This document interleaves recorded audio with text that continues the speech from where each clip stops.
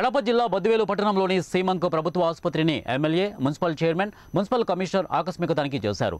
బద్వేలు పట్టణంలోని స్థానిక సీమంకు ప్రభుత్వ ఆసుపత్రిని MLA Dasari Sudha, municipal chairman Rajagopal Reddy, municipal commissioner Krishna ఆకస్మికంగా పర్యటించి ఆసుపత్రిలోని ఓపీ విభాగం, అడ్మిషన్లలో ఉన్న పేషెంట్లతో హాస్పిటల్లో వైద్యం, మందులు మరియు తదితర విషయాలను అడిగి తెలుసుకున్నారు. అనంతరం హాస్పిటల్ వివిధ విభాగాలను, పరిసరాలను పరిశీలించారు. అనంతరం వారు మాట్లాడుతూ సీఎం వైఎస్ జగన్మోహన్ రెడ్డి ఎంతో ప్రతిష్టాత్మకంగా తీసుకున్న నిర్ణయాలలో ఒకటి ప్రజలకు వైద్యం అని అన్నారు.